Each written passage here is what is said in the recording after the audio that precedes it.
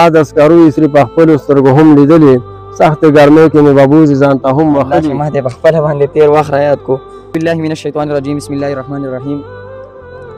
زما د پیج ملګرو امید لرم چې ښه به او د ژوند په مزو کې به زموږ سره په څنګ کې ولاړ دی قاري معروف صاحب چې د هېڅ تعارف محتاج نه دی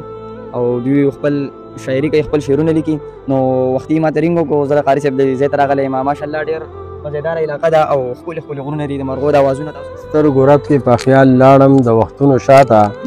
د سترګو رب کې په خیال لاړم د وختونو شاته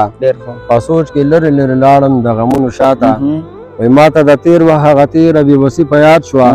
د خټو لوټو زوړ مکان او غریبي په یاد شوه وای یو خوا څپیاکو ګواټۍ وې د پترۍ ټوپونه غر کې ولاړ به و څاروي خوا کېده نورونه وای قلفي په لاس باندې راتلې به د ګاونډ زنانه قلفي په لاس باندې راتلې به د ګاونډ زنانه خویندو په شان وې دغه ټولې به راتلې روزانه او ستر پرده یو بل نه نه وتلونه صفا صفا وو حسد کینه بغض پښتو دا په هیچا کې نه وو ښکلې د مینې وختونه ورورولي وه زموږ یو درستخان باندې به ناست خوشحالي وه زموږ ښکلې د مینې وختونه ورورولي وه زموږ یو درستخان باندې به ناست خوشحالي وه زموږ ساګ او سوکړک شملې سوچه غوړي به موږ خوړل د سادګۍ دغه ساده وختونه موږ تېرول ساګ او سوکړک شملې سوچه غوړي به موږ خوړل د سادګۍ دغه ساده وختونه موږ تېرول نو داسې وختونه چې بجلي به چېرته لاړه پخوا شونټۍ به بله شوه کوټه کې شوه एकदम به رڼا کچه دیوال ته به ځوړندو ډیوټونه ښکلي او هم به ډیوه وه پې پرته هم لاټینونه ښکلي وایي اوږدې اوږدې د ژمي شپې ما نه لا هېرې نه دي صحیح دی که نه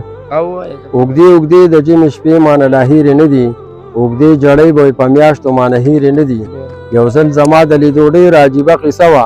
باران راښکې شو په شیبو زموږ کچه کوټه وه شورو سسوبې شو هرکټ هره بړستن لمده وه ډډې په ډډې اورېدو به عجیبه لانجه وه یو سادکوي به د اوبو پکې ربړیزه برخه د مونځ دپاره زموږ کور کې به کچه دون کاچه ما د سکرو یسرې په خپلو سترګو هم لیدلې ما د سکرو یسرې په خپلو سترګو هم لیدلې سختې ګرمۍ کې مې ببوزي ځان ته هم وخلي وای دا د معروف نادر د ژوند پخواني وختونه